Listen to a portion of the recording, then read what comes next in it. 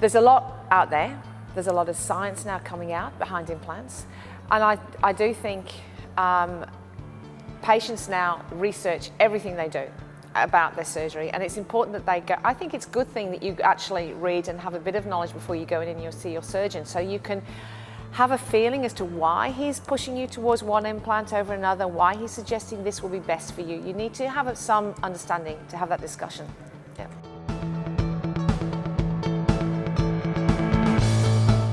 Biocompatibility. It's one of those scientific words. Let's try and sort of bring it down to simplicity.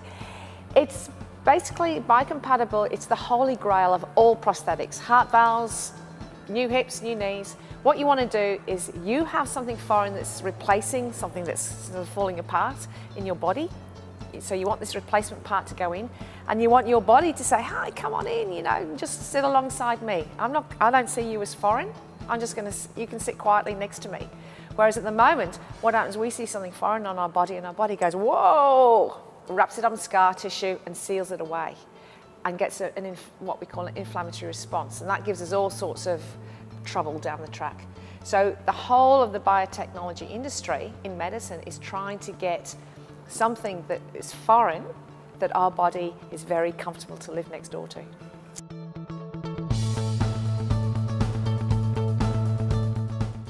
It's basically about the gel.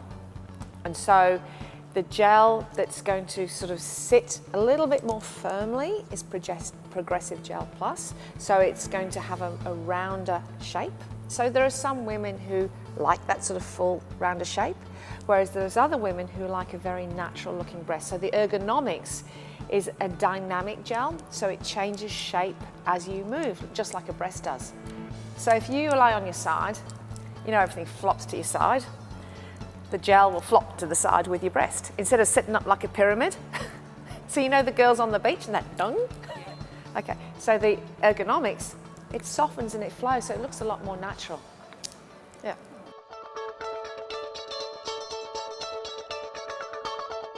That is a huge area of discussion at this conference, a huge area of research. And there's still a lot we don't quite know. But yes, smooth, going right back from the 60s, we have always had problems with contracture and hardening around implants. That's capsule contracture. A capsule is normal, all right? That's what the body does. It says, "Ooh, you're not meant to be here," wraps it up so it doesn't cause any problems. It's a natural thing.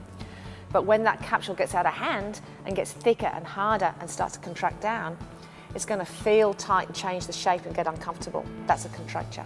We don't want that because that means more surgery. So yes, the texturing implants was found to break up the direction and how much contraction you got. So yes, your capsule was still there, but it wasn't as troublesome. However, the texturing and the aggressive texturing that did that also started to develop other problems that we're seeing. So we have seromas and double capsules and all sorts of irritations from the inflammation associated with it. So now Motiva are sort of like looking at a different technology, again going back to that biocompatibility, which cells like. So the cells, you know, with this surface, and there's been a hell of a lot of research gone into it, is to what surface do cells feel comfortable on. So it's heading more towards that biocompatibility. So we are preventing the inflammation and preventing the capsule actually forming. Well, we are going to get capsule, but it's not as a nasty capsule.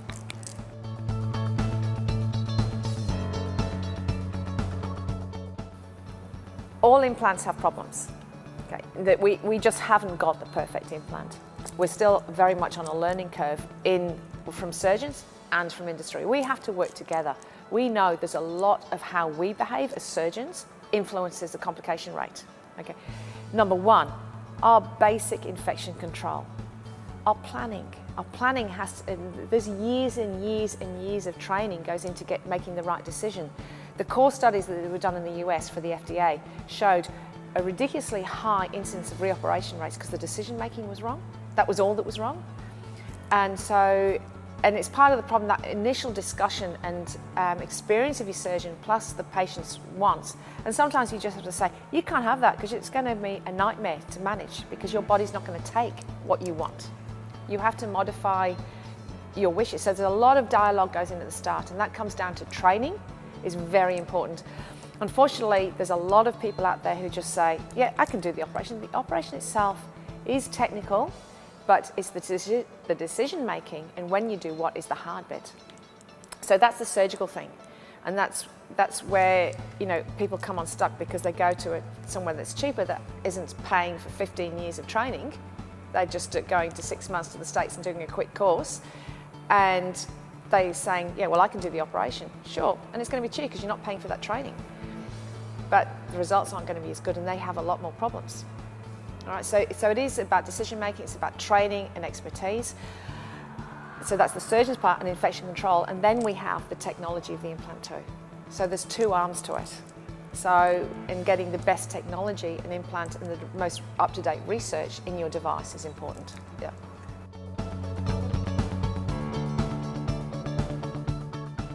Yes, do your research, there's nothing wrong with that, but please don't let money be a driver.